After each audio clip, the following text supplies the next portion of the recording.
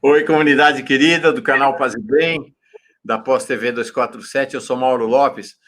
Esta é mais uma aula do curso Retalhos da Nossa História, aula de número 51. Hoje é 30 de novembro de 2020, o ano chegando no final, nos seus estertores. Estamos caminhando para o encerramento do nosso curso. O curso Retalhos da Nossa História acaba no final desse ano agora. Ano que vem é outra história. Ano que vem é outra história. Vamos saber do Pedro Lima Vasconcelos se ele já tem algum projeto para a gente aderir a ele no ano que vem. Nosso encontro acontece, então, nessa segunda-feira ao vivo, né, mais uma vez, 30 de novembro de 2020, 5 horas e 4 minutos. A gente teve um probleminha com a conexão do Pedro, um dia depois das eleições, né? Não foi o que a gente esperava, realmente não foi o que a gente esperava, mas aí nós vamos caminhar de ânimo em ânimo. Como falou Erundina, aos 85 anos de idade, a gente não tem direito de desanimar, não. Tem que tocar a vida adiante. É isso aí, né, Pedro? Sem direito ao desânimo. Pois é. A gente não, de vez em quando a gente desanima, né? Vai. Você que é doutor no Instituto de Psicanálise, você sabe mais do que ninguém que a gente tem direito ao desânimo, sim, né? Chega a hora, né, Mauro? Boa tarde a você, para quem nos acompanha. Como diz, acho que é um samba, né? Levanta a cabeça. Levanta, sacode a poeira e dá a volta por cima. Dá a volta por cima. É isso aí. E, enfim, saber que há momentos de refluxo. Aliás, a gente vai falar hoje de momentos de refluxo, né? Mas nem por isso a resistência, o protagonismo popular deixaram de se manifestar. Vamos olhar para a nossa história e dela a gente recolhe inspirações para o momento e para o porvir. Hoje o nosso tema são os movimentos contra carestias e contra a carestia do final dos anos 70, início dos anos 80, e outros pequenos movimentos populares que se opuseram tanto à política econômica da ditadura quanto à política em si mesma da ditadura militar. Na próxima semana, nós vamos falar de novos personagens em cena do movimento operário ao partido, ao PT, e, finalmente, na última aula do curso, vai ser a aula de número 53, número bonito, de tantas lutas à articulação nacional, o MST. Então, o curso encerra, e acho que é um bom jeito de encerrar o curso, com o MST. Aí nós temos mais uma aula, que vai ser já em 21 de dezembro, será a aula que o Pedro chamou de síntese conclusiva sob a inspiração do mestre Darcy. Nós vamos falar bastante sobre isso, uma jornada realmente muito bonita que a gente fez com o Pedro, sob a batuta do Pedro, esses meses todos. Ô, Pedro, esses meses não, né? Vamos... 2 anos quase, né? Não é isso? 2 anos. 2 anos.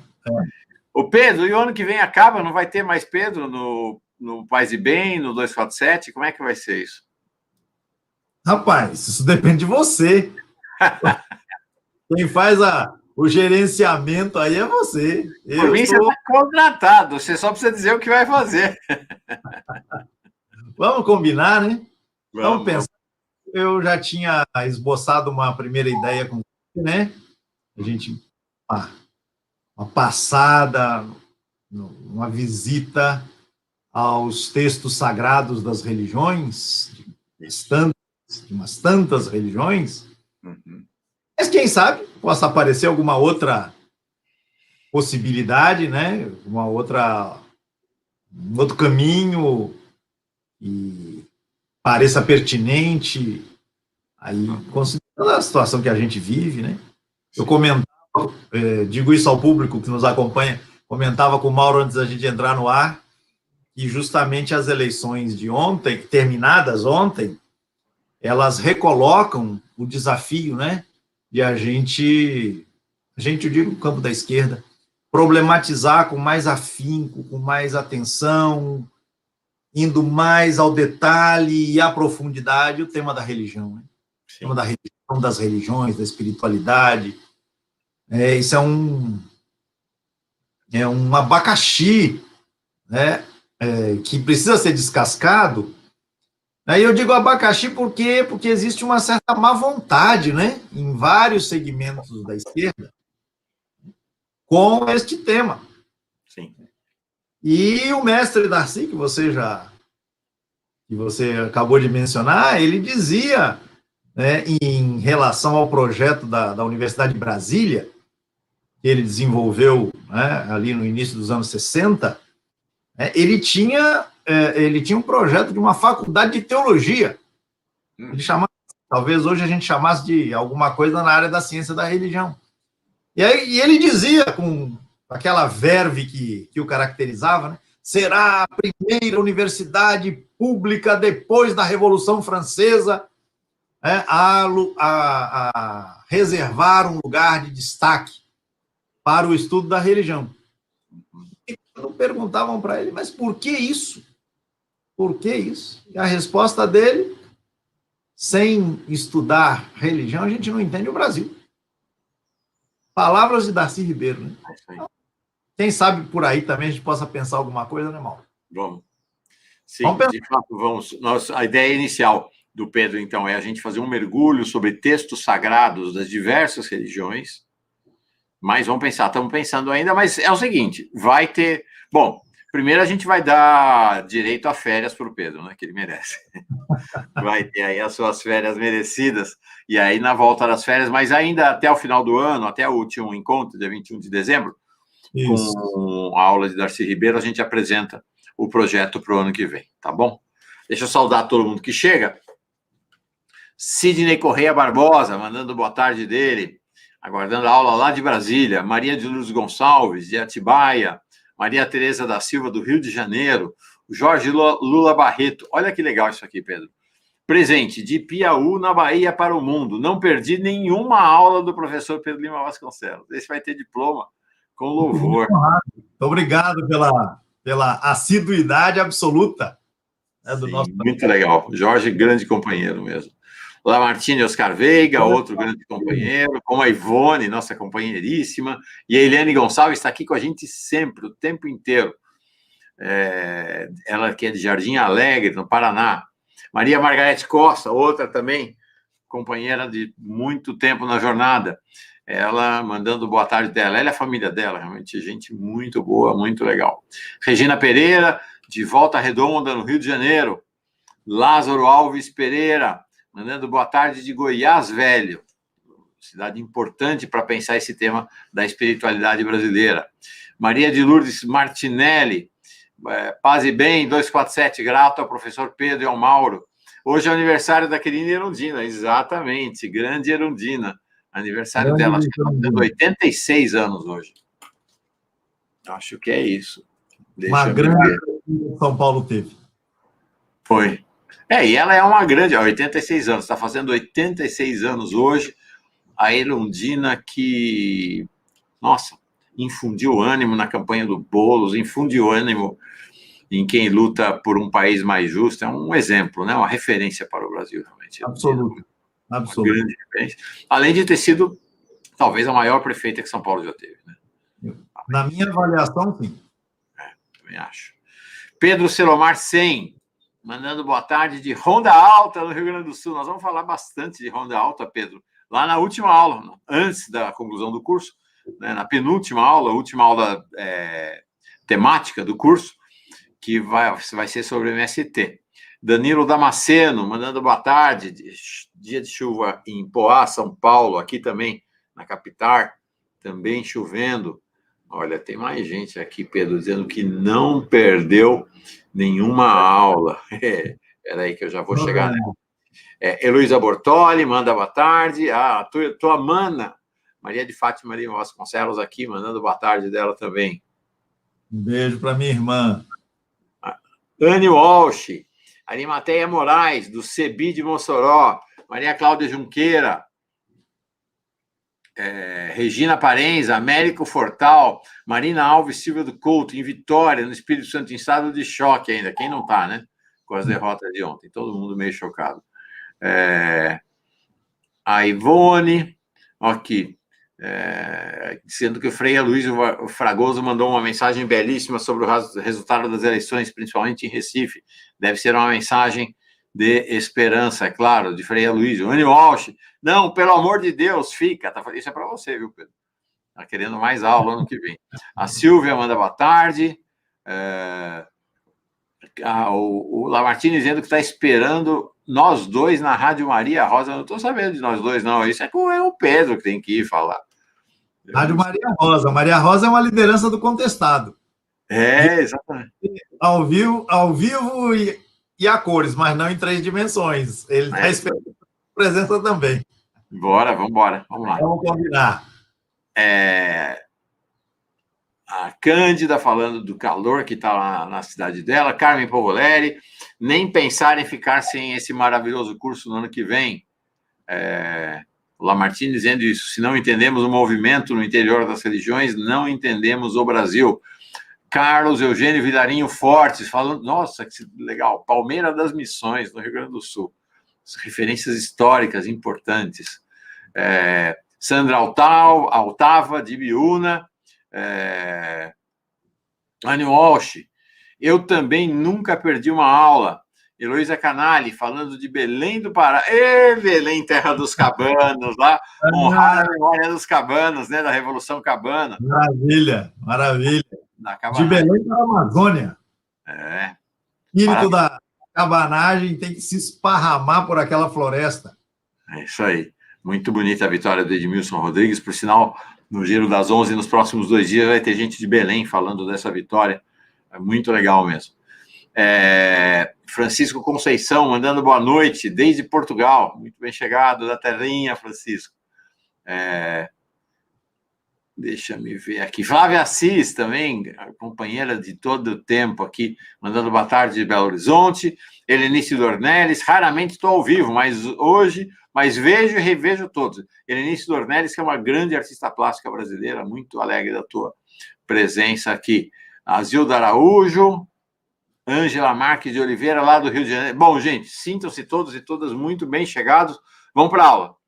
Que é 5h15, estou aqui roubando o horário da aula do nosso mestre. Movimentos contra a carestia, Pedro.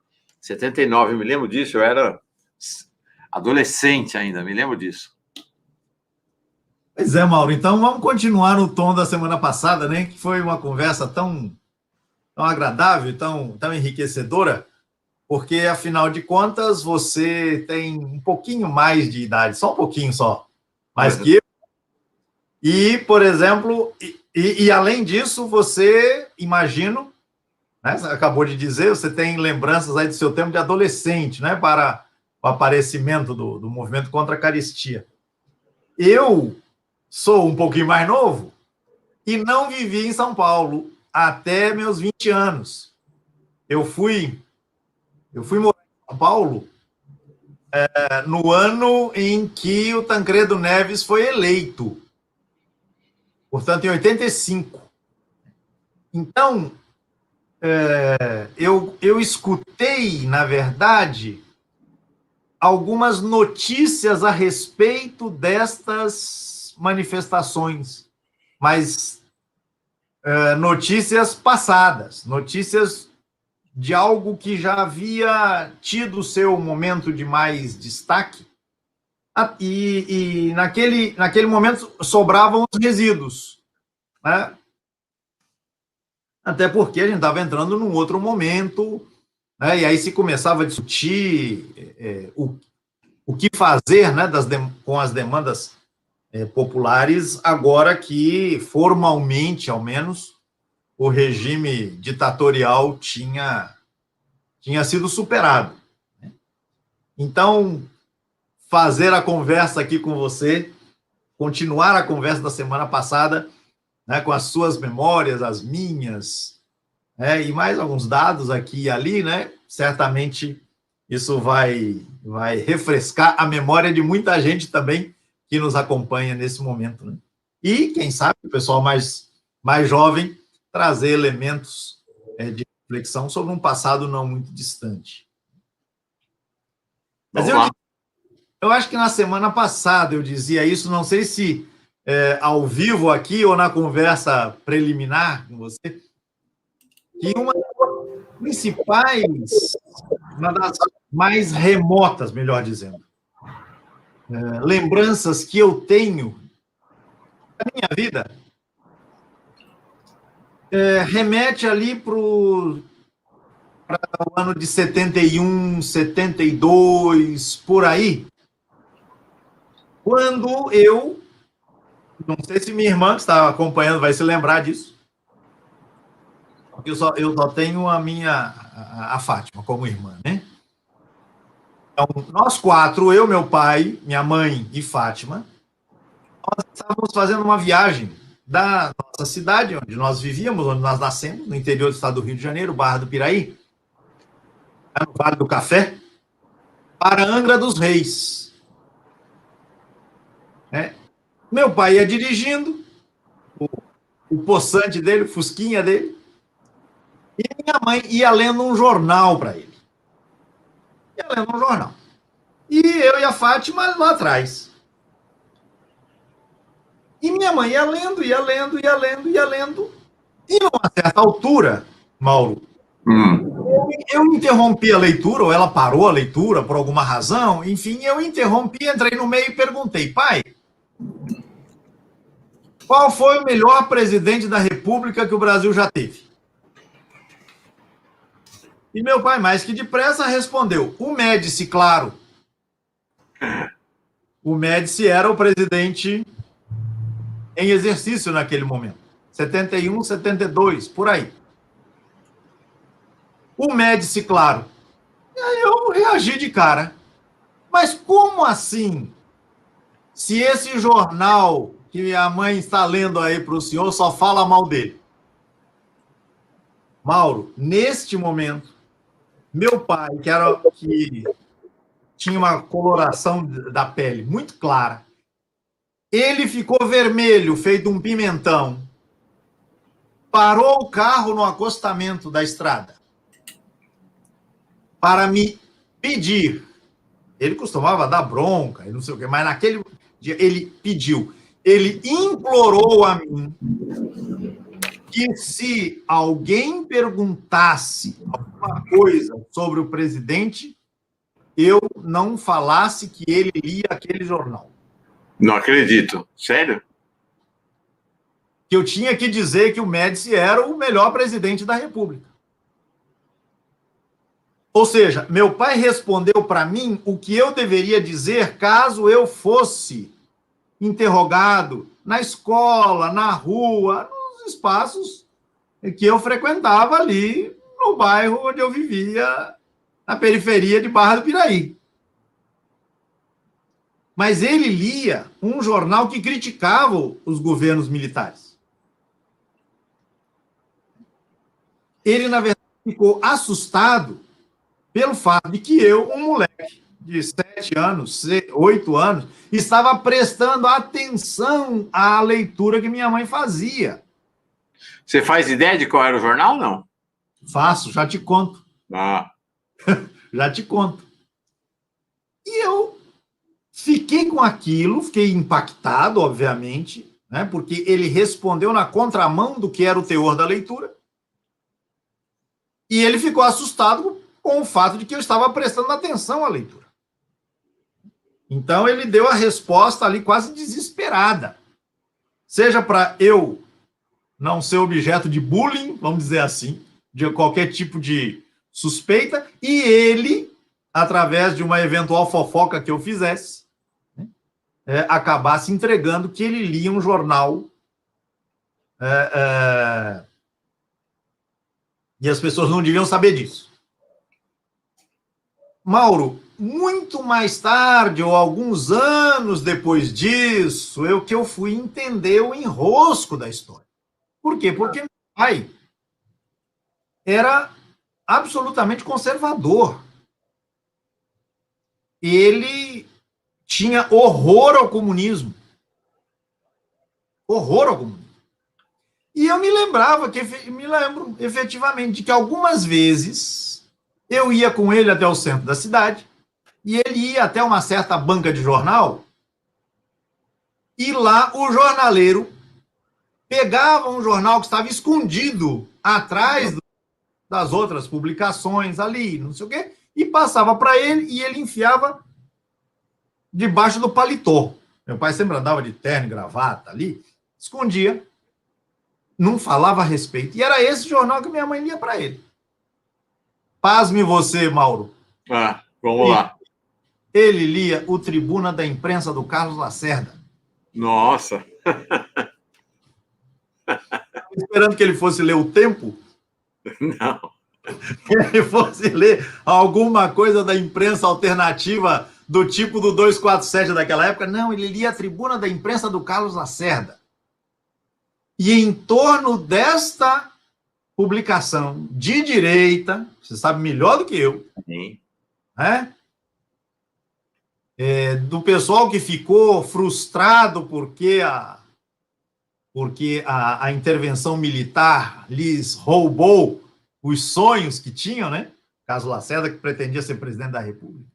Pois ele lia esse jornal e o clima era esse.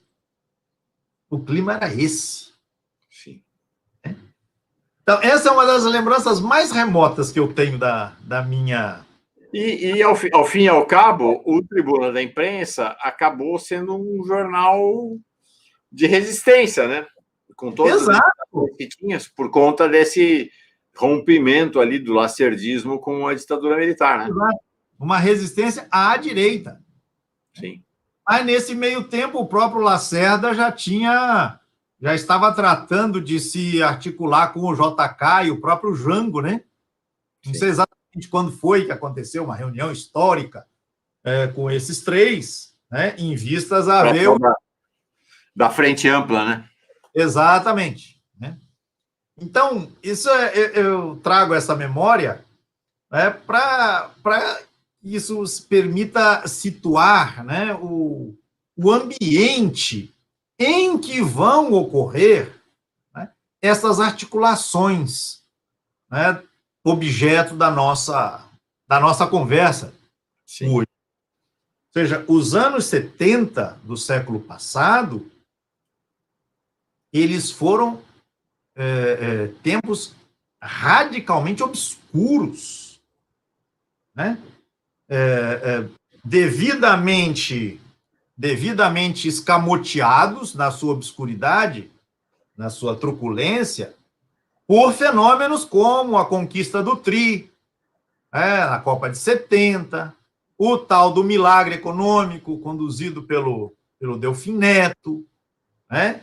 E outras grandiloquências, a inauguração da Ponte Rio-Niterói, né? Transamazônica. A Transamazônica, né? E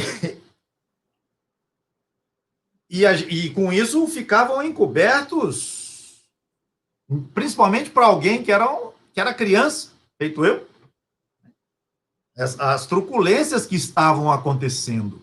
Né? Então, eu me lembro aqui, você certamente tem lembranças mais acesas do que eu, mas em 73 foi assassinado um estudante, o Alexandre Vanucchi Leme, 73. Em 75 foi assassinado o jornalista Vladimir Herzog.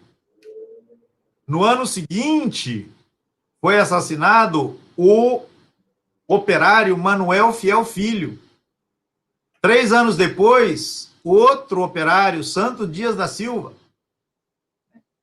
Então, isso, eu, com esses nomes, estou apenas trazendo à lembrança o que foi a prática dos agentes da repressão seja em nível nacional, seja em nível dos estados, no nível dos estados, né? E essas são ilustrações, são nomes emblemáticos, né?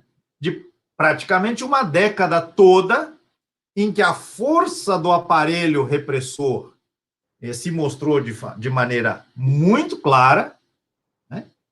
Lutas intestinas no interior do regime sobre os modos de condução deste aparato repressor, né?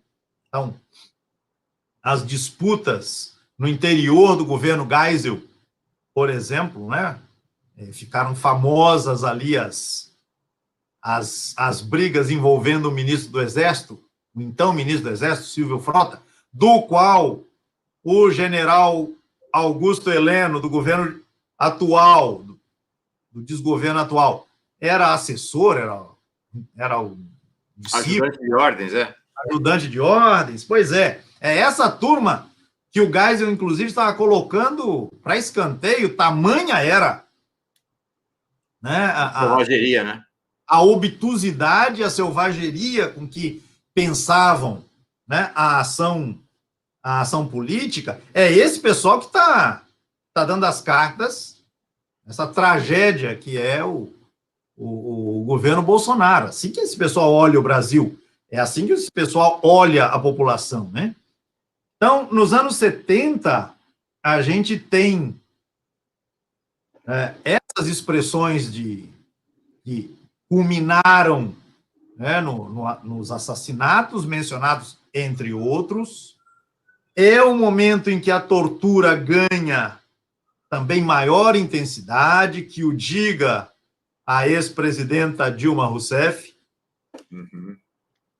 É um nome entre tantos, né, que sofreram brutalidades inomináveis, né, sob o aparato da tortura. Então, é neste cenário, né, de enrijecimento dessa verve brutal, selvagem, né, assassina, em nome do AI-5, né, do qual a gente falou na última vez.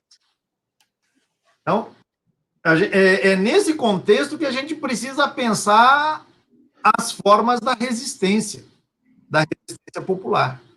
É um cenário particularmente complicado, particularmente difícil, né? Porque estas expressões da truculência, né, elas estavam presentes em todo canto.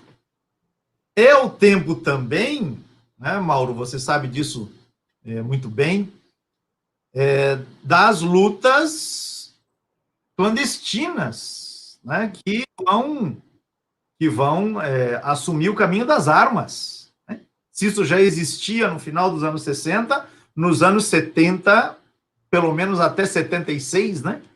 Isso será um marco também importante, seja em termos de uma busca de alternativa, um modo de enfrentar essa brutalidade sem tamanho, né, que vai, então, culminar na guerrilha do Araguaia, né, que vai ser desbaratada em 1976, por isso a citação desse ano. Mas é como se houvesse, e não é como se houvesse, havia exatamente essa situação. É preciso buscar um modo de respirar. Uhum. Né? O grito desesperado do George Floyd lá nos Estados Unidos e me foge agora o nome do nosso Beto aqui. Do nosso João Alberto aqui de Porto Alegre, né? Não consigo respirar, não consigo respirar, não consigo respirar. Isso serve como uma expressão para caracterizar todo um tempo, toda uma década praticamente, em que não era possível respirar, a não ser na hora que você disser Médici foi o melhor presidente que o Brasil já teve. A sua irmã Maria de Fátima está dizendo aqui, eu me lembro que você contou a história desta viagem, mas não me lembro deste ocorrido. Ela é mais jovem que você, então. Ela é mais nova que eu, mas ela estava no carrinho.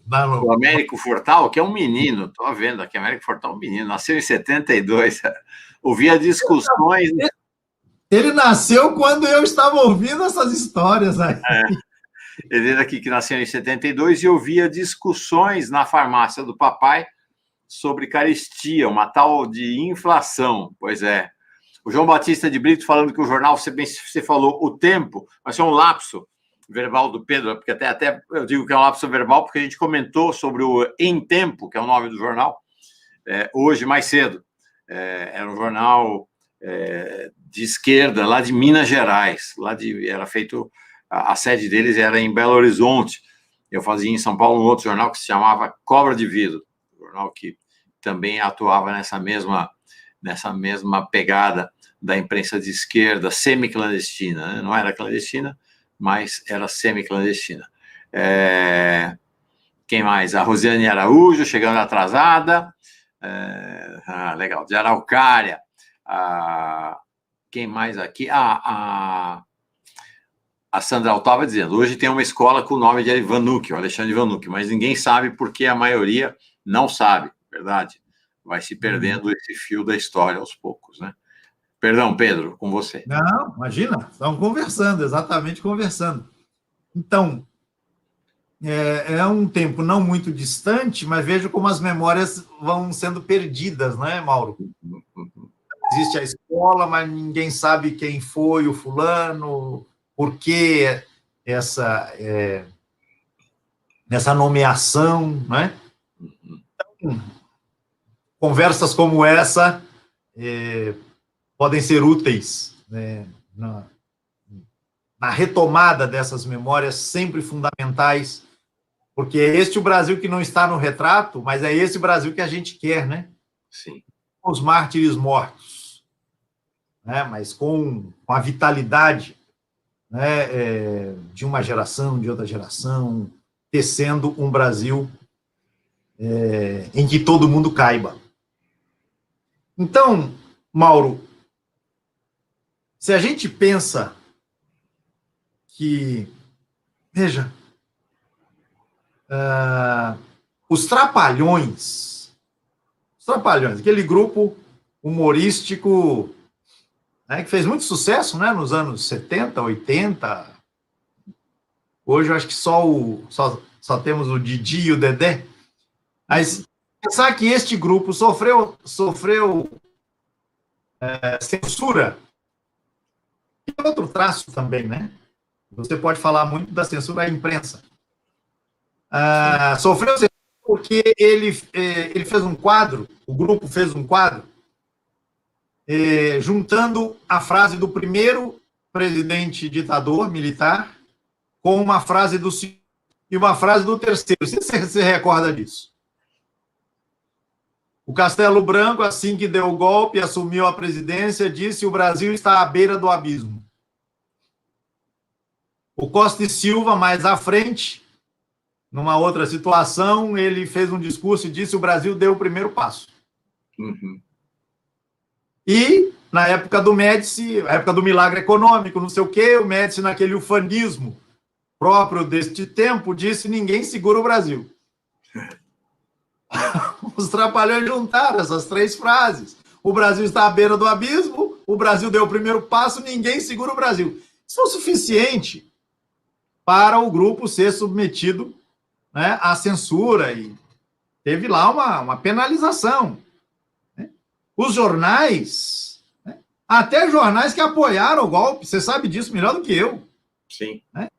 Tinham representantes do regime nas suas respectivas redações, que definiam o que podia e o que não podia ser publicado. Foi o Estadão que publicava a receita de bolo no lugar em que estavam matérias que foram censuradas? Me parece que é. Foi. Era o Estadão. Não, perdão. Quem publicava a receita de bolo era o Estadão. Quem publicava Camões era o Jornal da Tarde, se não tem nada. Não, o inverso. As receitas de bolo no Jornal da Tarde e os versos do Lusíadas de Camões no Estadão. No Estadão. Pois é. Jornais que apoiaram o golpe. Quer dizer, é uma brutalidade que, numa certa altura, ela deixou, inclusive, de se manifestar em relação a um segmento ideológico. Uhum. Uma coisa que se generalizou. Então, neste contexto em que efetivamente faltava ar para respirar, como pensar a possibilidade de fazer resistência? Né? E como é que nós, passados aí 40, 50 anos desse tempo, nós podemos nos perguntar, nós podemos acessar estas expressões de resistência? Uhum. Eu dizia na semana passada, acho que ainda enquanto o programa estava acontecendo, a gente precisa, numa situação como essa, além de outras, mas numa situação específica como essa, desenvolver um olhar muito cuidadoso, quase microscópico. Por quê? Porque as grandes articulações não eram possíveis, simplesmente. Não eram possíveis, elas estavam todas inviabilizadas. Aí temos aqui João Batista de Brito. João Batista de Brito, que diz que seu irmão foi assassinado em São Paulo. E o corpo só seria entregue desde que o caixão permanecesse lacrado. Era isso. Era isso. Aqueles assassinatos todos, particularmente o do Herzog e o do Vanucci, eles foram apresentados à opinião pública como se fossem suicídios. Né? Então, houve resistência popular? A depender da lente que nós utilizemos para perscrutar o passado, para investigar o passado, talvez a gente tenha que dizer que não, ou alguns vão dizer que não. Mesmo aquele endereço que eu citei na semana passada, Memorial da Ditadura, se não me engano, memorialdatitadura.org.br, um excelente endereço para a gente pesquisar esse tempo, ele acaba dizendo isso, que nesse tempo, especialmente a primeira metade dos anos 70, foi um tempo de silêncio. E ele logo passa para as movimentações do final da década de 70. Mas, Mauro, você sabe bem, né? E o nosso pessoal que nos acompanha aqui também sabe, existem silêncios que são ensurdecedores. E existem silêncios que aparecem assim, porque os ouvidos não estão acostumados a ouvir, como se diz, decibéis ou ondas muito particulares, né? A gente sabe disso, né? Existem audições de outros seres vivos, são capazes de recolher ondas sonoras que nós não somos capazes. Nós humanos, né? Da mesma maneira, né, muitas vezes se passa por esse tempo sem atentar a algumas vozes que estão ali, que estão dizendo, que estão manifestando-se, estão provocando, estão exigindo, articulando. Por exemplo, o governo federal, o governo Geisel, ele tomou um susto em 74 com a derrota nas eleições nos principais centros do país. Né, para a oposição consentida, que era a oposição realizada pelo MDB. Exato. Mas o governo estava tratando de liberar um pouquinho o regime, confiante de que ele teria uma vitória avassaladora, o que não aconteceu. Ora, por que não aconteceu? O pacote de abril do Geisel, em 76, fechando o Congresso, não sei mais o que e tal. Por quê? Eu escutava ontem você conversando com o Marcos Coimbra, o sociólogo do Instituto Vox Populi, e ele falava de uma de uma campanha que foi feita para não acontecer, né? Uma campanha em que não houvesse discussão, o tempo para a propaganda ficasse radicalmente diminuído, e isso, obviamente, favorece a quem já está com as rédeas na mão, né? Sim.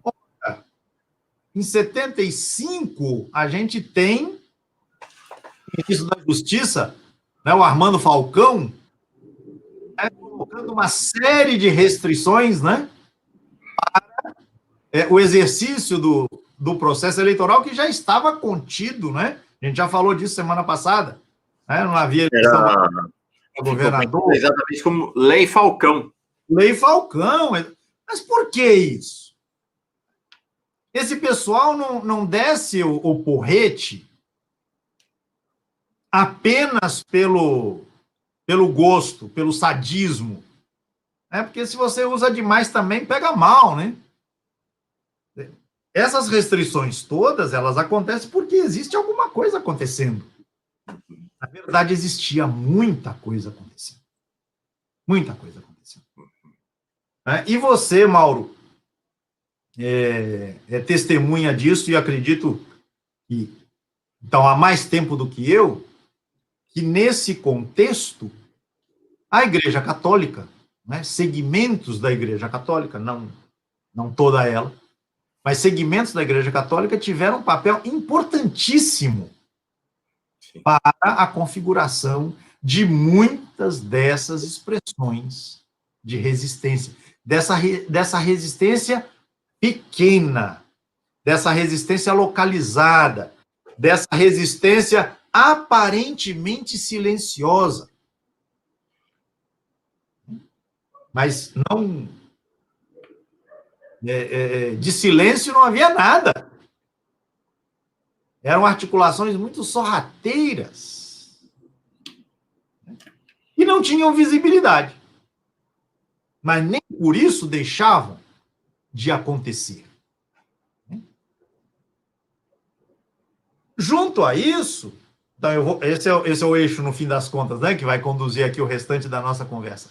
Mas junto a isso, é preciso pensar ou recordar que o ano de 74, justamente o ano em que assume o Geisel, em que a crise do petróleo começa a mostrar a sua cara e a cobrar o seu preço, né? A dívida externa vai explodir, e o Geisel assume na perspectiva de fazer a distensão do regime. Lenta, gradual e segura. É o projeto do Golbery, né? Isso. É do Golbery. Era. Você terá protestos retumbantes. 74.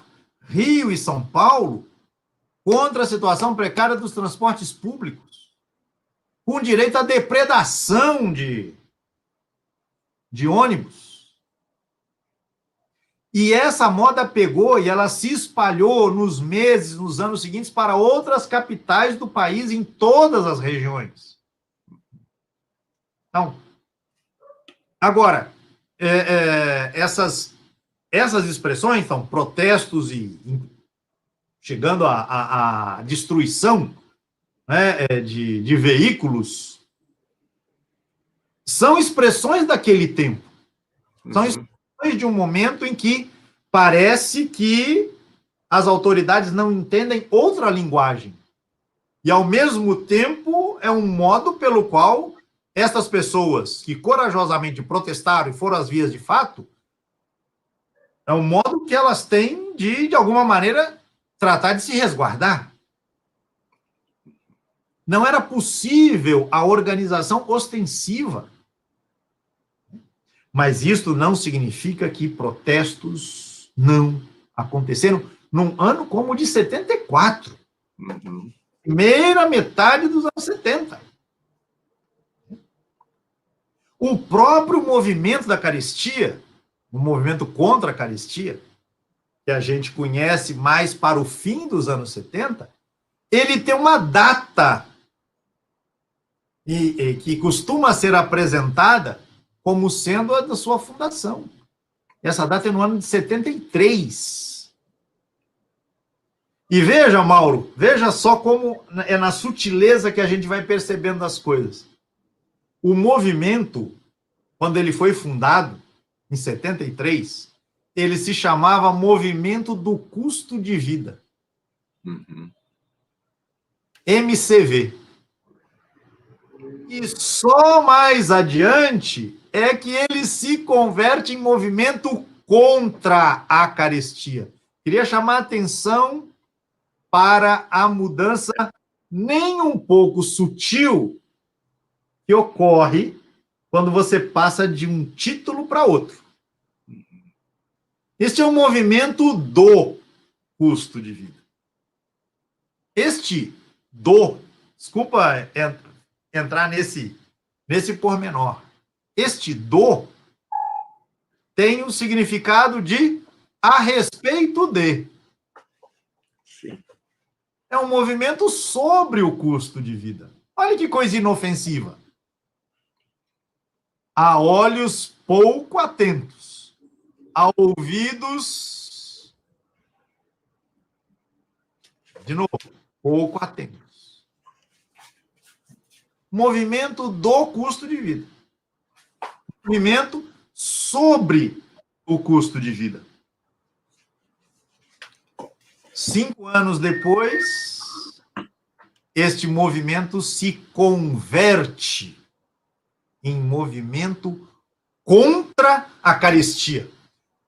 Há uma mudança substantiva, Mauro. Na verdade, uma mudança de preposição, mas, enfim, mudança substantiva no modo como o grupo, que não é um grupo só, né? É uma articulação imensa, como esta articulação se apresenta à sociedade. Esta mudança, ela pode ter acontecido, seja por razões de estratégia, então você começa com um título insosso, digamos assim, inofensivo, um movimento que vai discutir, vai refletir, vai ponderar sobre o custo de vida. Pode ter sido, né? E depois você assume de maneira mais explícita, né, o posicionamento de se colocar na contradição, né, a algo, né, que está assolando uma quantidade imensa de pessoas. Um movimento contra a carestia. Então, se define um objeto específico, né, que define, norteia o andamento desta articulação. A carestia é o problema a ser enfrentado. Então, pode ter sido, esta mudança pode ter acontecido por razões de cautela, de estratégia, como pode, e uma coisa não exclui a outra, né? Essa mudança pode ter acontecido em função também de um desenvolvimento, né, na caminhada da consciência em relação àquilo que estava acontecendo, não só no fenômeno, a fome, campeando, né? E não é só a fome do alimento, do arroz, do feijão, né? O pessoal vai falar da carestia do aluguel. A palavra carestia, ela se torna uma referência para falar das carências ou das demandas populares que não estão sendo satisfeitas, que não estão sendo atendidas, que não estão sendo nem sequer ouvidas. O Pedro. Perdão. Diga. Por favor. Acho muito interessante essa história toda e a articulação que você está fazendo, porque desce a um nível de detalhe, gente, que é muito significativo e revelador do período histórico que a gente vivia. Então, assim, eu vivi muito proximamente a realidade do movimento do custo de vida e depois do movimento contra a carestia, já explico por quê. Mas a grande questão era o seguinte, era uma ditadura brutal. Então, você colocar a palavra contra significava trazer uma conotação política que poderia atrair repressão. Então, por isso era movimento do custo de vida, e era um movimento basicamente organizado pelas organizações, por iniciativas vinculadas à Igreja Católica, naquele momento, nas periferias, nos bairros. Vou chegar ali. Né? Então, ele tinha, nesse primeiro momento, do movimento do custo de vida, um caráter, inclusive, de autoajuda solidária. Né? Só quando ele se transforma em movimento contra a carestia é que ele começa a adquirir uma função mais reivindicativa. Na primeira etapa, você fazia compras coletivas, era um processo realmente de tentar viabilizar minimamente a sobrevivência de gente que estava ali à míngua, né? À beira da fome mais absoluta. Então, era muito mais um processo de construção de ajudas solidárias nas periferias do que ainda um movimento que começasse, porque, vamos combinar, né? Mesmo o movimento contra a carestia ainda é um movimento pré-político, vamos dizer assim, né? Ele não está questionando o poder, ele está questionando um aspecto da vida social, que é a carestia. Só que, como você está numa ditadura, ao fazer isso, automaticamente você questiona todo o edifício do poder, né? Mas depois eu conto essa ligação quando você for começar a falar dos personagens e das articulações. Então, você colocou elementos que me parecem muito importantes. Eu me permito querer pensar, Mauro, em vez de falar do pré-político, a gente até já discutiu esse conceito aqui, né? De falar de política no plural. Por quê? Porque o movimento do custo de vida, né, foi isso que eu tentei dizer, eu não sei se eu fui claro, você arrematou. O movimento sobre o custo de vida aparece numa forma. O movimento contra a carestia explicita muito mais a polarização, né? Sim. Né? O colocar-se na contramão, na contracorrente, né?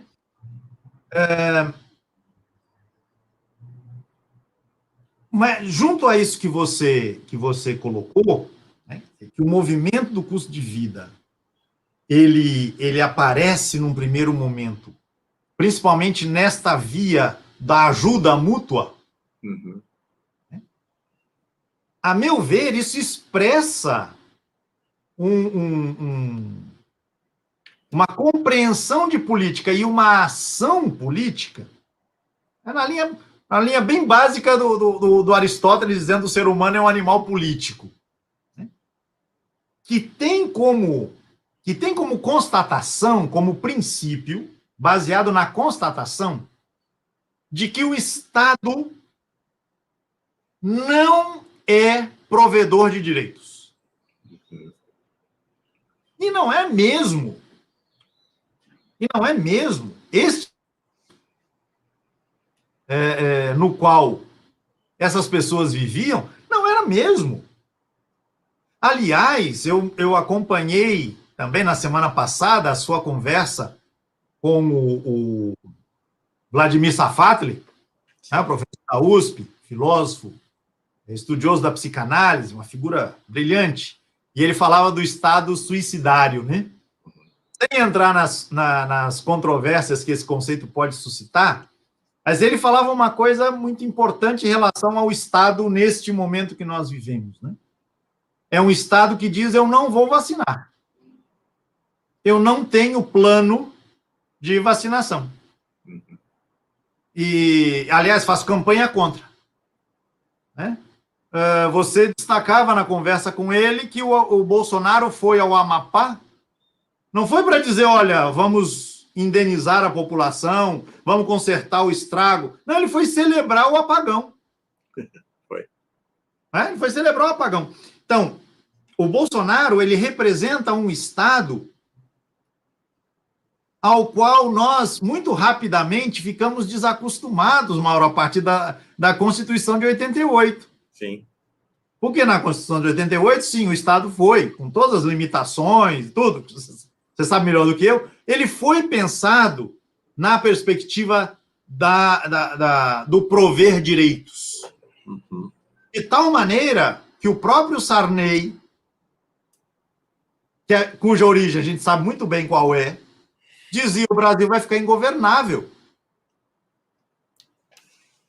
E falava por conta disso. Por quê? Porque era uma Constituição que previa direitos ao cidadão, à cidadã. Mas este foi um hiato, e se a gente não tomar cuidado, esse hiato se fecha. Né? Antes disso, onde foi que o Estado apareceu à população como provedor de direitos? Tem que pensar aqui, né, na CLT do Vargas, a legislação trabalhista no mundo rural, que timidamente também começou naquela época, a Previdência Social, né, de alguma maneira também foi articulada. Fora isso, a escola, o postinho de saúde, e olhe lá.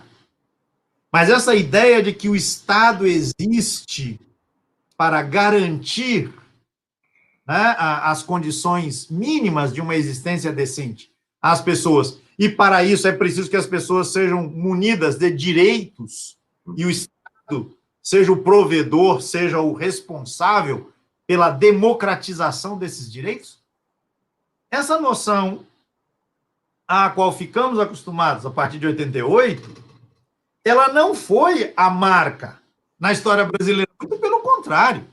Se a gente pensa os 500 anos de história que a gente está tratando de cobrir aqui com os retalhos, o que era o Estado? Grosso modo, e aqui apelo à eminente filósofa Marilena Chauí, né? Desses 500 anos, 400, praticamente, aconteceram a partir de uma noção de Estado em que a representação ali não era do povo, era de Deus, através do monarca. Monarquia, basicamente, se pensa a partir dessa referência, né? O monarca é o representante de Deus no meio do povo. E o representante dos direitos de Deus, dos direitos que Deus reivindica, e o povo deve atender. Quando você entra na República, que aconteceu por um golpe, a gente já falou disso aqui tantas vezes, onde foi que a República aqui no Brasil foi concebida como um regime pelo qual a cidadania é construída, é ampliada? Absolutamente não. Então, e aí, quando você tem um regime autoritário com essa brutalidade, né, que a gente está comentando, fica mais evidente ainda que o Estado não existe para prover esses direitos. E talvez isso ajude a gente a entender, Mauro, por que numa situação como a que a gente vive hoje, muita gente, na população em geral, entenda que, bem, o Estado deu, o Estado tira. Então, acaba-se com a Previdência, acaba-se com os direitos trabalhistas, pensa-se na privatização da saúde, pensa-se na privatização do ensino até então público, e as coisas acontecem meio que naturalmente. Estou generalizando, né? Mas existe essa sensação de que o Estado é alguma coisa com que a gente não pode contar. Pois, muito bem, essa sensação estava muito aguçada nos tempos, né, naqueles sujeitos que fizeram as articulações que geraram o movimento do custo de vida, que se transforma depois em movimento contra a carestia. Quer dizer, nesse sentido, a importância do que aconteceu nos anos 80 no Brasil, né? O despertar de uma nova consciência, de um novo entendimento do papel do Estado. Sim. mas a gente não pode jogar isso para trás, né? Sob pena de anacronismo, e com isso a gente não entendeu o que estava acontecendo. Não só a gente não pode contar com o Estado, mas também o Estado se volta contra nós quando nós nos articulamos em vistas a dar conta de demandas. Então, me parece que o movimento do custo de vida, né, quer dizer, essa primeira etapa, né, que depois vai virar um movimento contra a carestia, é a expressão de um entendimento aguçado de uma situação que, na verdade, tem 4 séculos e meio de história, mas que, naquele momento, por conta da repressão brutal, ficava mais patente. Do Estado, a gente não pode esperar nada. Inclusive, houve tentativas de conversa com o Estado. Ainda no tempo do movimento do custo de vida, foi mandada uma carta para o presidente Geisel, dando conta da situação, das necessidades, das demandas, e um abaixo-assinado, com mais de 1 milhão de assinaturas. A resposta que o Estado deu a essa manifestação popular foi: há assinaturas falsificadas no abaixo-assinado. Uhum.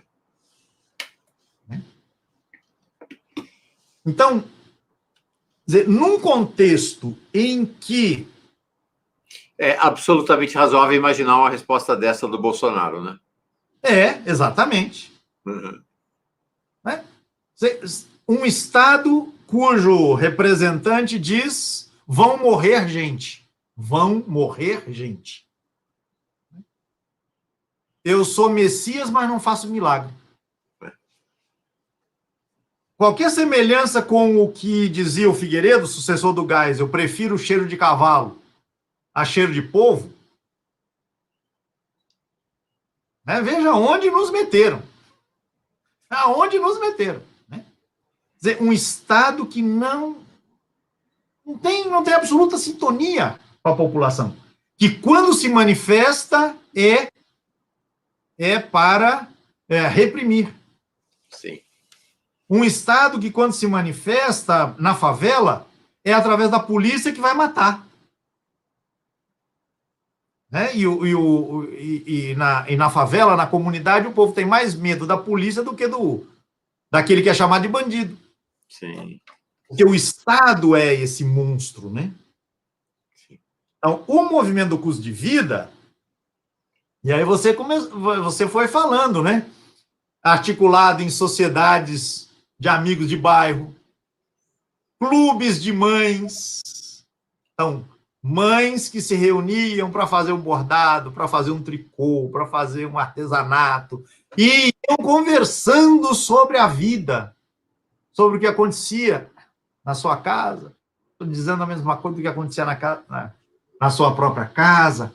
Articulações, então, como você disse, para fazer compra comunitária. Então, você tem lá uma articulação que vai permitir que quem vá ao supermercado em nome de 10, 15, 20 famílias tenha um poder de negociação, né, para baixar o preço, né, no resultado final daquelas compras.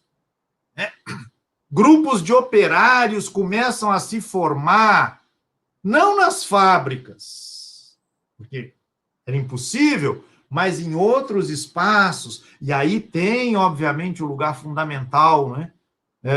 As comunidades eclesiais de base, Sim. lideradas por aqueles segmentos católicos aos quais eu fazia referência, né?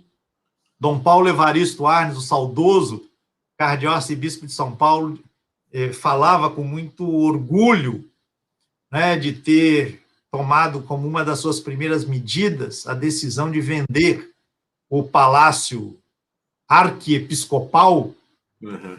e com este recurso financiar a construção de centros comunitários na periferia de São Paulo, na Casa dos Milhares. E esses centros comunitários, eu cheguei a conhecer, né, alguns deles neste formato, centro comunitário, você deve ter conhecido também. Sim. foram espaços desse tipo de articulação que, se não visava a contestação ao regime, nem por isso deixavam de ser políticos. Faziam política. Sim. Mas faziam esta micropolítica, digamos assim, essa política no terreno do cotidiano, né, que alterava, né, substantivamente para melhor, né, as condições tão precarizadas de vida, né, dessas pessoas. E aí, Pedro, é interessante porque é uma dimensão própria, ou era uma dimensão própria da Igreja Católica, ou de segmento da Igreja Católica naquele momento, que é preciso cuidar. Então, se nós não temos condição de fazer frente ao poder de Estado, fazendo manifestação na porta do palácio, vamos nos organizar em grupos de ajuda solidária, de auto-organização, para que esse cuidado aconteça entre nós. Por sinal, olha que interessante, hoje a Igreja Católica perdeu essa característica em grande medida, né? Há apenas reminiscências disso no interior da Igreja Católica. Aqui no Brasil, uma igreja dominada pelo conservadorismo e alheia a essa dimensão do cuidado, né? Mais interessada no rigor, nos ritos e nos puxa-sacos. Na rubrica, né? Na rubrica e nos puxa-sacos que dão dinheiro para sustentar a estrutura. Mas hoje, se a gente vai... Você me permite, só uma observaçãozinha. E quando a Igreja Católica, na figura de seus representantes atuais, quer fazer eco do que foi este tempo do qual nós estamos falando, o resultado é a farinhata. Pois é, exatamente. Porque continue, por favor. Hoje são as igrejas evangélicas as sucessoras desse espírito. Não as igrejas evangélicas televisivas, empresariais, não essas. Mas há uma míriade, há milhares de pequenas portinhas nas favelas com pastores negros, pobres, identificados com a sua comunidade, que fazem basicamente isso. É claro que com uma dimensão política mais atrasada, em certa medida, em relação ao que era antigamente a Igreja Católica da Teologia da Libertação. Mas, a rigor, algo muito similar ao que acontecia naquela época, e tanto que a gente já começa a sentir um despertar de uma consciência política renovada dessas igrejas pretas, pobres, evangélicas das periferias e das favelas. E quanto a essa liderança, Pedro, posso falar de dois personagens do movimento contra a carestia? Por favor. E o que acontece? Hoje é dia da gente falar dos pais. Não é dia dos pais, mas é dia de falar dos pais. O meu pai, por conta de toda a trajetória que ele teve, que não vem ao caso, lá pelas tantas, ele foi um processo familiar de todo mundo indo para a esquerda. Eu era bem jovem, tinha 16, 17, 18 anos. Meu pai também foi indo para a esquerda, e acabou que ele se tornou assessor do deputado que tinha sido eleito por conta do movimento contra a carestia, e que era o coordenador do movimento contra a carestia, que se chamava Aurélio Pérez. Aurélio Pérez era um operário da Calói, de São Paulo, tinha sido preso na ditadura, ele era do PCdoB, na época eu não tinha ideia de que ele era do PCdoB, era rigorosamente clandestino, mas ele era de uma ala, de uma linha do PCdoB muito vinculada à Igreja Católica. Então, ele era dos movimentos... um minutinho só. Ele era dos movimentos da Igreja Católica da periferia da Zona Sul de São Paulo. Né? A Zona Sul de São Paulo... Foi um lugar fundamental para o desenvolvimento do movimento contra a carestia. Né? Exatamente, que era onde estava a maior força da Igreja Católica naquele momento. Aqui vocês estão vendo o Aurélio Pérez. É este... Opa! Saiu. Pronto. O Aurélio Pérez é este, pronto, aqui estava maior. Esse com os microfones na mão, discursando numa manifestação ali na periferia. Então, ele era deputado federal, meu pai era assessor dele, só que não atuava em Brasília. Né? O comitê dele era na periferia, na zona sul de São Paulo, né? E era em torno daquela articulação. Mas interessante desse movimento contra a carestia, e do sucessor, mais uma vez, do movimento do Custo de Vida, que era o absoluto protagonismo feminino. Sim. Há uma presença, e nesse sentido extremamente antecipatória e profética, das mulheres das periferias na organização e liderança desses movimentos. Tanto que o Aurélio Pérez não será o líder único do movimento.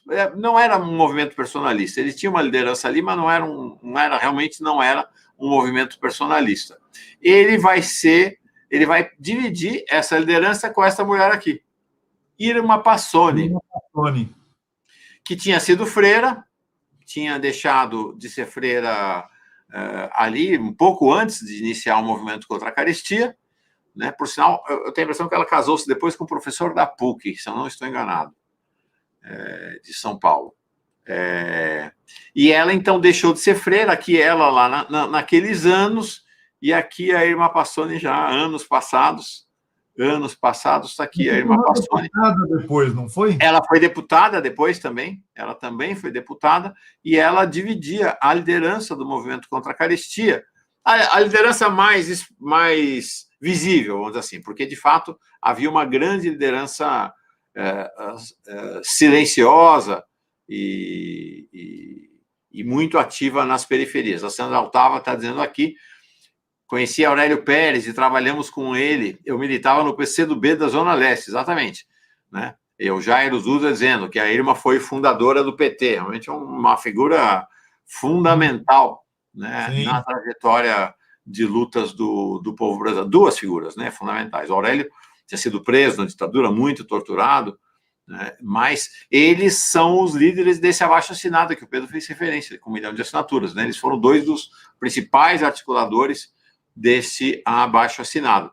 Então, eu convivi muito perto por conta dessa situação do meu pai, que era um assessor do Aurélio Pérez, cuidava de vários outros assuntos, mas um deles, evidentemente, era o movimento contra a carestia, e que, aos poucos, foi deixando de ser um movimento de auto-organização nas periferias para começar a adquirir conotação mais política. E aí nós vamos ter, aí, como o Pedro falou, no final dos anos 70, 78 e 79, as mobilizações do movimento contra a carestia. Aí já mobilizações assertivas, mobilizações de massa do movimento contra a carestia. E aí o que a gente vê está aqui uma manifestação lá na Praça da Sé, do movimento contra a carestia. Vocês veem aqui uma fileira de policiais militares, de PMs, impedindo que a mobilização saísse para uma passeata, né? Então, isso aqui é 78. Né? E aqui a gente tem as primeiras coberturas. O movimento adquiriu tanta relevância que até a imprensa conservadora começou a fazer cobertura desse movimento. Minimamente pequena, mas acabou fazendo cobertura desse movimento. E a gente vai ter, olha que interessante, deixa eu colocar aqui. Antes, deixa eu colocar, que o pessoal falou aqui do Em Tempo, está aqui o jornal Em Tempo. Então, Movimento do Custo de Vida, São Mateus, São Paulo. Então, está aqui uma manifestação. Esse é o Em Tempo de 73, exatamente os primórdios do movimento. Então, em 73, os primeiros passos do movimento do custo de vida. E aqui E deste jornal, Mauro, eu quero fazer um comentário depois. Vamos lá. Deixa eu só mostrar a Folha de São Paulo. Por favor. Para falar, aí já a Folha de São Paulo, anos depois, já do movimento contra a carestia, está aqui, foi manchete da Folha de São Paulo, aqui já estamos falando de 78, né? Olha que manifestação grande do movimento contra a carestia. Isso aqui está dentro da praça, da Catedral da Sé. Aquela foto que a gente viu lá fora era do lado de fora, depois da missa. Então,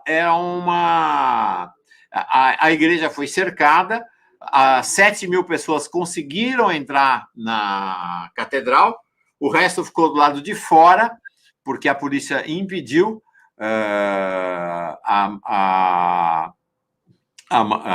saída de passeata.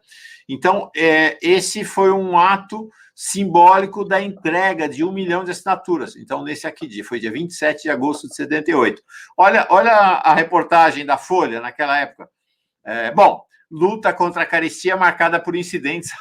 A imprensa conservadora, Pedro, não tem jeito, né? Não tem jeito, é igualzinho, até hoje. Não né? tem jeito. Até hoje é a mesma coisa. Um movimento super pacífico da igreja, um negócio assim. E aí eles vão dizer que é marcada por incidentes. É a mesma coisa que o MST, quando a PM reprime as ocupações e eles dizem que houve confronto, né? Confronto. Exato. Então, aqui, ó, olha que interessante a reportagem de primeira página, Pedro. Cerca de 20 mil pessoas, nós estamos falando de 20 mil pessoas em 78. Seria algo como 150, 200 mil pessoas hoje. É muita gente. Participaram ontem da manifestação organizada pelo Movimento do Custo de Vida na Catedral da Sé. Então, o movimento, apesar de já se chamar Movimento contra a Carestia, ainda se mantinha essa ideia de movimento do custo de vida, mas não era mais o nome do movimento, tá?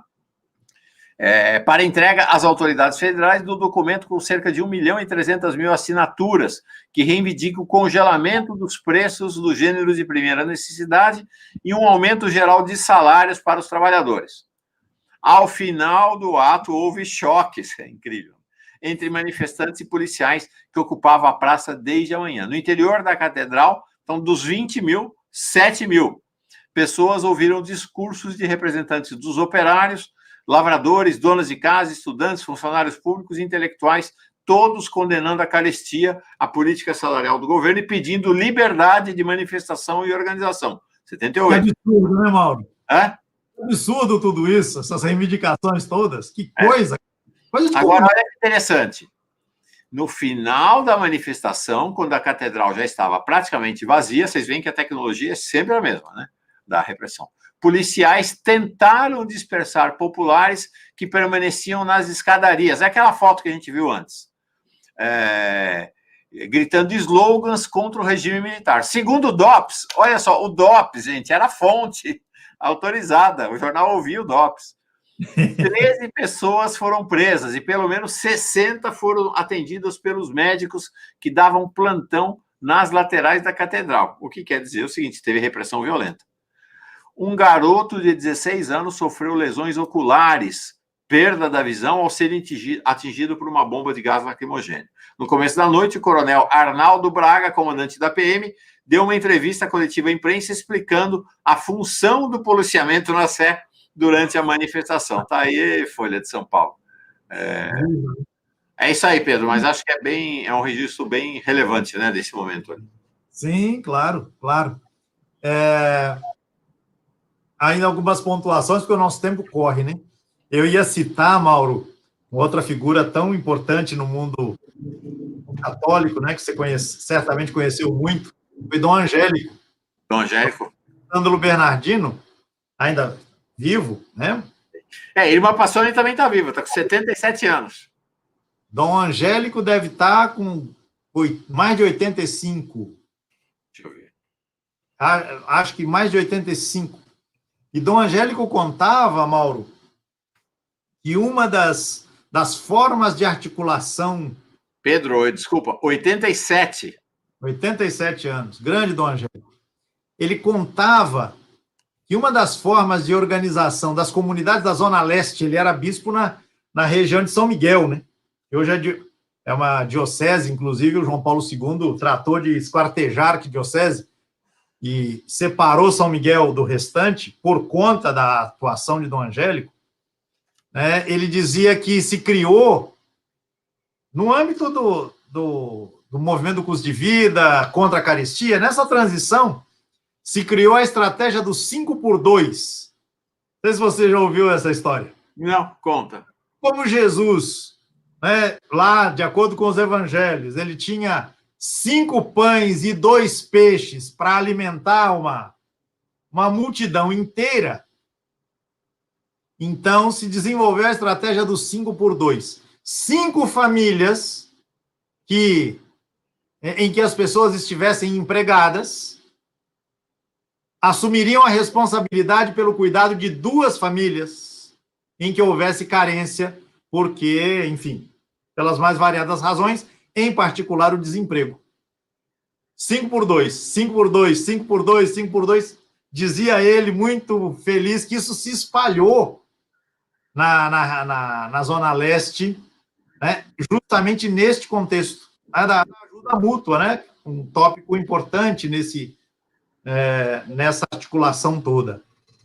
O outro ponto que eu queria comentar, Mauro, é que uma dessas mulheres líderes atuantes, mas silenciosas, pelo menos silenciosas para quem não tivesse ouvidos para ouvir, né?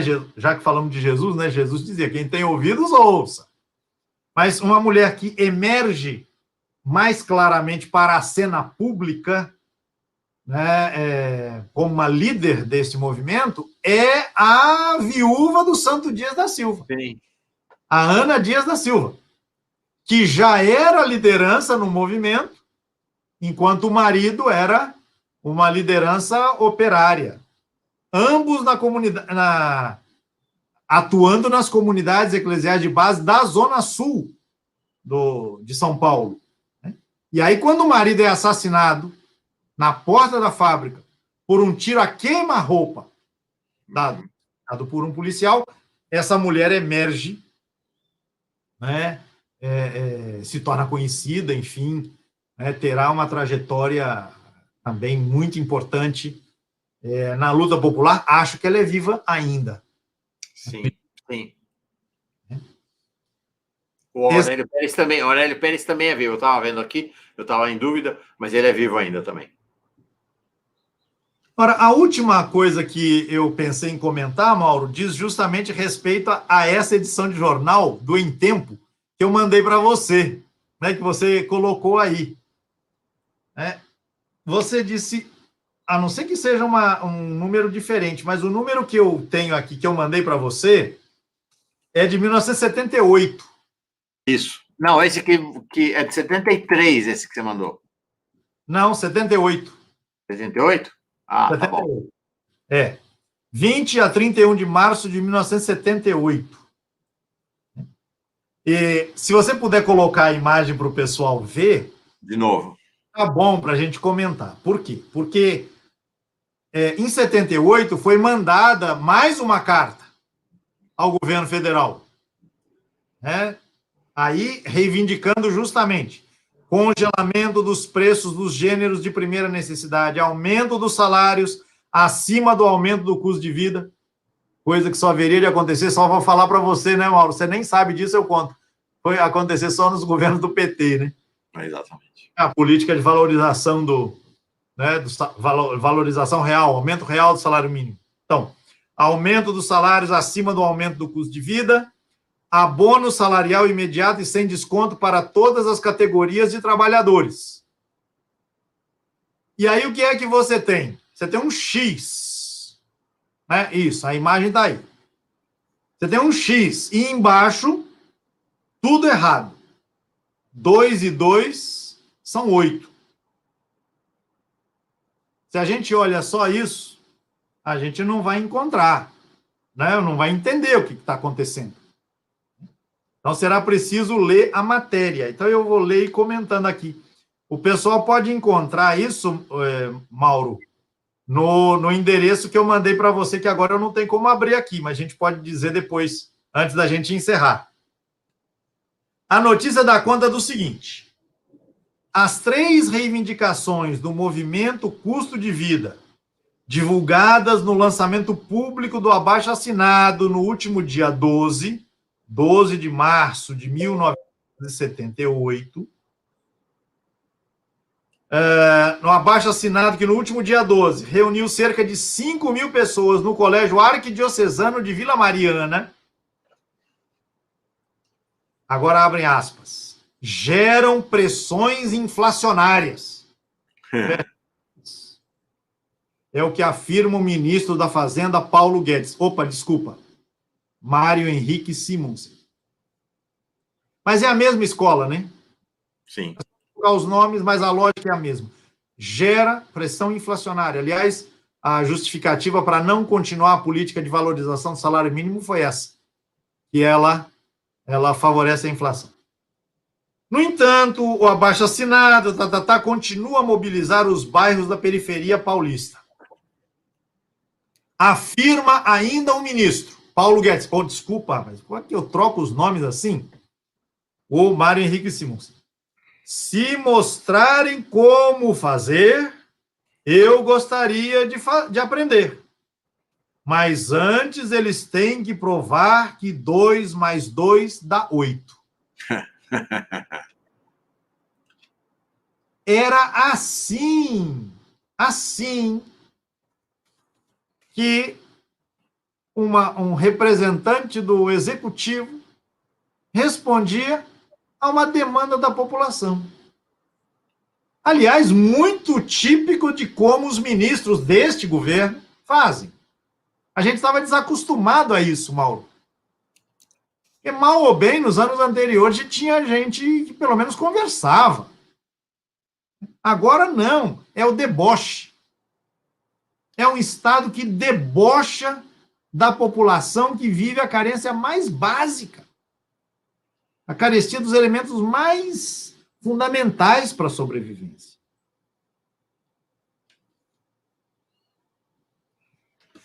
Então, se mostrarem como fazer, eu gostaria de aprender. Mas antes eles têm que provar que 2 mais 2 dá 8. E assim se resolveu o assunto.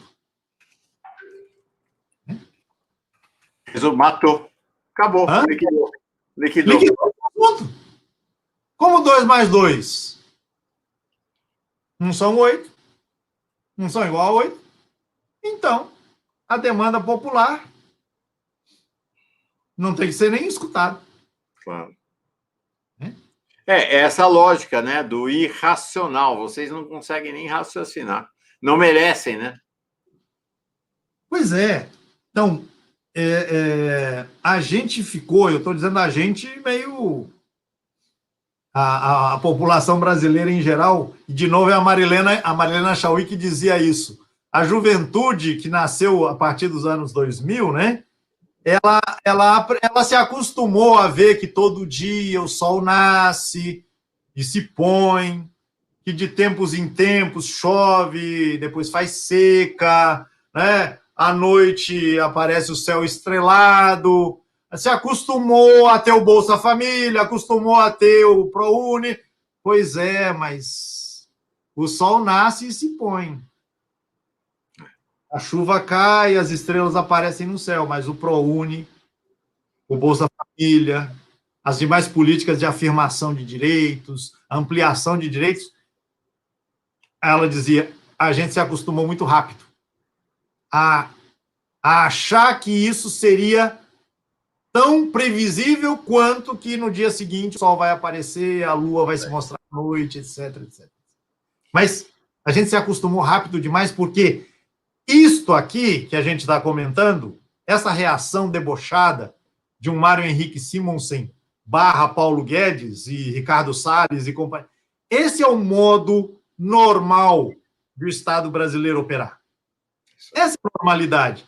Nós vivemos um tempo de exceção nos primeiros anos do século XXI aqui no país, em que as demandas populares encontravam eco. Agora, você tem a volta à normalidade.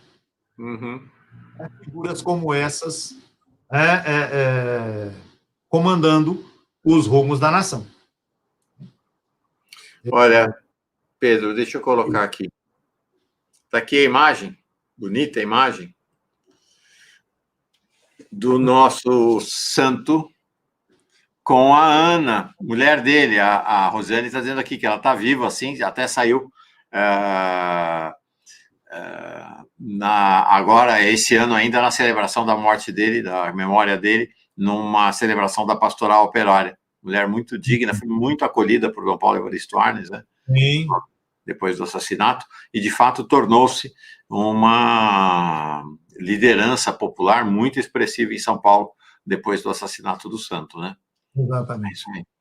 Acho que com a imagem deste casal a gente pode terminar bem esse encontro. Acho que sim. Acho que terminamos bem. O quanto a gente deve fazer memória dos lutadores e lutadoras populares que tiveram um papel fundamental na luta do povo brasileiro. Só existiu eleição de Lula no século XXI porque essa turma segurou o rojão no final do século XX ali. Importante. Exatamente.